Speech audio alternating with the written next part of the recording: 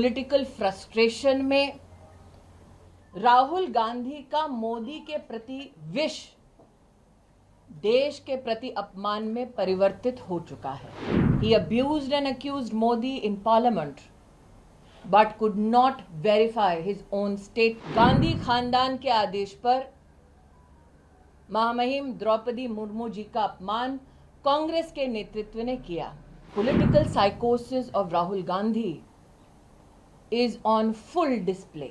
नरेंद्र मोदी की इमेज पर प्रहार करने के लिए उन्होंने विदेश में झूठ बोला. राहुल गांधी ने एक मैगजीन इंटरव्यू में कहा कि मोदी की ताकत उनकी इमेज है और राहुल गांधी ने 4 मई 2019 में एक मैगजीन इंटरव्यू में ये प्रण लिया कि मैं मोदी की इमेज पे प्रहार करता रहूंगा जब तक उस इमेज को छिन्न भिन्न ना कर दूं. गांधी खानदान की नरेंद्र मोदी को यह पहली धमकी नहीं थी. गांधी खानदान ने एड़ी चोटी का जोर आजमा लिया जब वो सत्ता में थे, लेकिन न जनता का प्रेम नरेंद्र मोदी के लिए वो कम कर सके, न जनता का साथ. नरेंद्र मोदी ने स्वयं गांधी खानदान से कहा कि आप चाहे मेरा कितना भी अपमान कर लें, लेकिन राष्ट्र का अपमान ना करें. अपनी पॉलिटिकल बौखलाहट में, अपनी पॉलिटिकल फ्रस्ट्रेशन में राहुल गांधी का मोदी के प्रति विष देश के प्रति अपमान में परिवर्तित हो चुका है. इसका आपने एक प्रतिबिंबित क्षण राहुल गांधी के इंग्लैंड दौरे में देखा. लेकिन नरेंद्र मोदी का अपमान करते करते पूरे ओबीसी समुदाय का अपमान करना भी राहुल गांधी ने उचित समझा. क्या यह पहली बार है कि राहुल गांधी ने, गांधी खानदान ने दलित अथवा पिछड़े समुदाय का अपमान किया है? देश की मीडिया, देश की जनता इस बात की साक्षी है कि उन्होंने न सिर्फ ओबीसी समुदाय पर अभद्र टिप्पणी की है, बल्कि साथ ही जब राष्ट्र को पहली बार ट्राइबल परिवार की एक महिला को महामहिम राष्ट्रपति के पद तक चुनने का मौका मिला, तब भी गांधी खानदान के आदेश पर महामहिम द्रौपदी मुर्मू जी का अपमान कांग्रेस के नेतृत्व ने किया. ये बात और है कि राहुल गांधी अपनी ही पार्टी के दलित नेता से अपने चप्पल उठाते हुए दिखाई दिए और अब उनका झूठ सर चढ़कर बोल रहा है. The political psychosis of Rahul Gandhi is on full display. Rahul Gandhi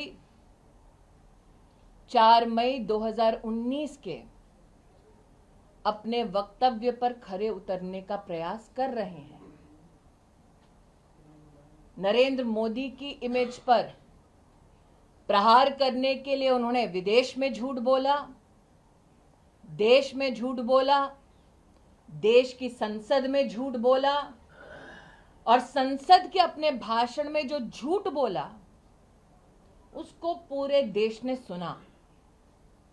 संसदीय कार्य पद्धति के चलते जब राहुल गांधी से कहा गया कि आपने जो कटाक्ष किया है उसको साइन करके एक एक पृष्ठ पर ऑथेंटिकेट कीजिए, राहुल गांधी ने क्या अपने एलिगेशंस को ऑथेंटिकेट किया? नहीं किया. ये वो व्यक्ति हैं जो सुप्रीम कोर्ट के सामने जाकर नाक रगड़कर माफी मांगते हैं.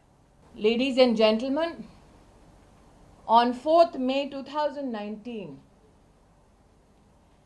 in an magazine interview, Rahul Gandhi, in his own words, claimed that Narendra Modi's greatest strength is his image.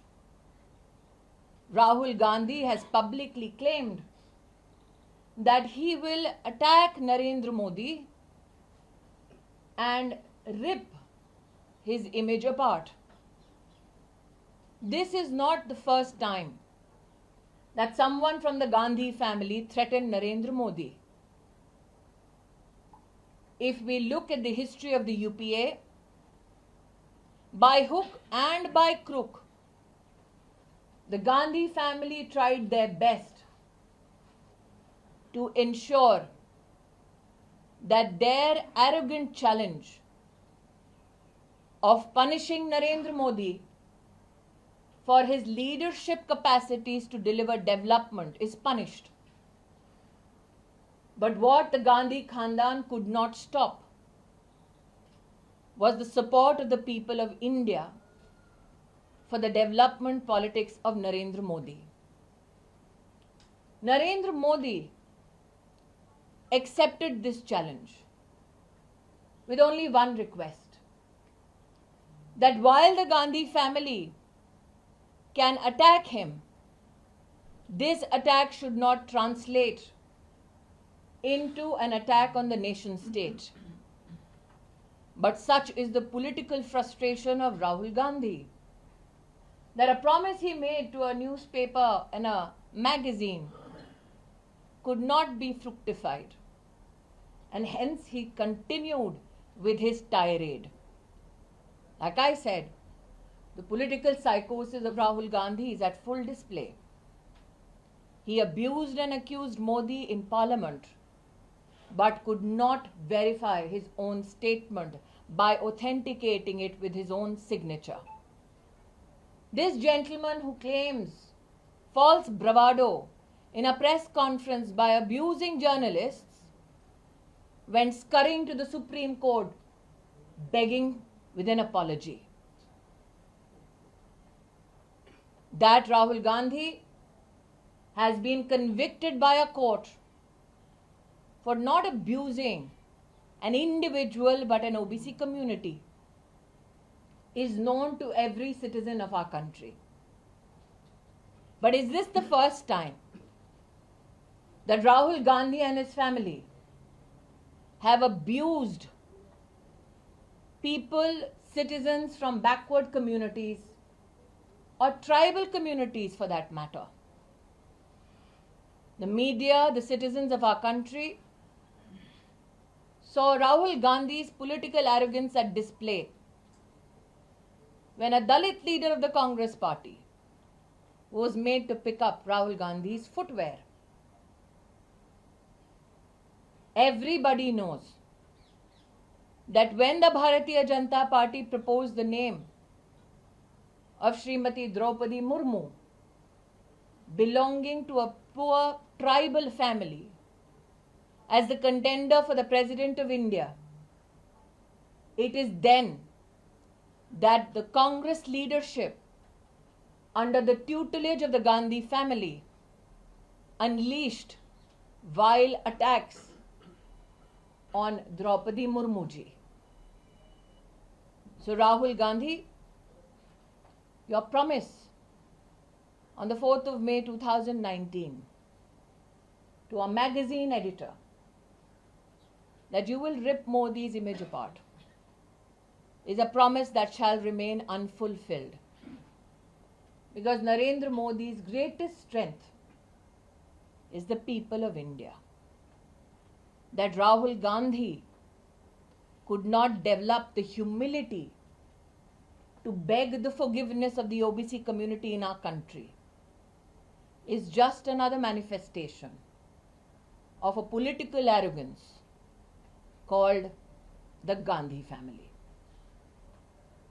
Ji ma'am एक प्रश्न है कि जिस तरह से राहुल गांधी को कोर्ट वर्डिक्ट हुआ है उसको अडानी इशू से जिस तरह से पार्लियामेंट में उन्होंने उठाया था उससे लिंक करने की कोशिश कांग्रेस कर रही है और नैरेटिव बनाने की कोशिश कर रही है कि सरकार का इसमें हाथ था, ऐसा एक परसेप्शन। मैं स्पष्ट शब्दों में दोबारा कहती हूँ, ये कटाक्ष उन्होंने जब संसद में किया उनसे कहा गया कि आप जो कह रहे हैं उसको ऑथेंटिकेट कीजिए, संसदीय एक प्रक्रिया है। उन्होंने एक भी डॉक्यूमेंट पर अपना ऑथेंटिकेशन करके सबमिट नहीं किया। वो सरेआम झूठ हर दिन बोलते हैं। लेकिन मेरा प्रश्न है, और पहले भी एक इंटरव्यू में 5 प्रश्न रहे थे जिसका आज तक राहुल गांधी ने जवाब नहीं दिया। अगर इतने घनिष्ठ संबंध किसी के हैं तो रॉबर्ट वाड्रा अडानी जी के साथ हाथ में हाथ डाले काहे घूम रहे हैं? मैं आपका ध्यान दोबारा आकृष्ट करती हूँ। राहुल गांधी ने जो एक मैगजीन के इंटरव्यू में कहा कि उनके जीवन का एक ही लक्ष्य है, नरेंद्र मोदी की इमेज को तार तार करना। उनको ना लोकतंत्र से सरोकार है, ना कोर्ट की मैजेस्टी से सरोकार है, ना वो ओबीसी समुदाय के प्रति कोई सम्मान रखते हैं। उनका टारगेट सिर्फ मोदी है। मोदी का टारगेट सिर्फ देश का विकास है। स्मृति जी, कांग्रेस का कहना है कि इतनी जल्दबाजी क्या है कि आप उनका घर खाली कराने में लगे हैं, तुरंत नोटिस। घर उनका नहीं है, जनता का है। देखिए, कांग्रेस पार्टी इस बात की आदी हो चुकी है कि जैसे अमेठी में गरीब नागरिकों की जमीन हड़पा ली, वैसे ही आज देश की राजधानी में टैक्स पेयर का मकान हड़प लेंगे। श्रीनिवास हैं तो राहुल गांधी के बेहद करीबी नेता हैं कांग्रेस के। उन्होंने आपका नाम लेकर अभद्र भाषा का प्रयोग किया। उन्होंने कहा कि स्मृति ईरानी गूंगी बहरी हो गई हैं और जो मैं जानती हूँ क्या कहा है। शब्द राहुल गांधी के हैं, संस्कार सोनिया गांधी का है, बस जबान युवा कांग्रेस की है। और ये मैं इसलिए कह रही हूँ कि ये पहले युवा कांग्रेस के अध्यक्ष नहीं हैं जो अभद्र टिप्पणी कर रहे हैं। इसीलिए कहती हूँ, शब्द राहुल गांधी के हैं, संस्कार सोनिया गांधी के हैं, और जब तक ये दो हैं तब तक कांग्रेस का वो नेता जो प्रमोशन चाहेगा मुझ पर इस प्रकार की टिप्पणियां करता रहेगा। राहुल गांधी के पक्ष में मैम ये कोशिश की जा रही है कि राहुल गांधी के पक्ष में विपक्षी पार्टी को एकजुट किया जाए। वो प्रदर्शन के नए तरीके अपनाते हैं, संसद से विजय चौक जाते हैं, काले कपड़े पहनते हैं। कैसे देखते हैं मैम इसे? मैं इतना ही कहूंगी कि जिसको समर्थन देने के लिए पूरी कांग्रेस पार्टी को कोशिश करनी पड़ रही है, आपको उसका सामर्थ्य पता नहीं चल रहा। कल जो कांग्रेस पार्टी ने किया, जो स्पीकर के ऊपर आप लोग देख रहे हैं जिस प्रकार से पेपर फेंके जा रहे हैं, वो स्पीकर की कुर्सी लोकतंत्र की ताकत का प्रतीक है। क्या डेमोक्रेसी को इस प्रकार से अपमानित करने का अधिकार गांधी खानदान को है? वो लोकसभा के स्पीकर हैं, किसी पार्टी से संबद्ध नहीं है।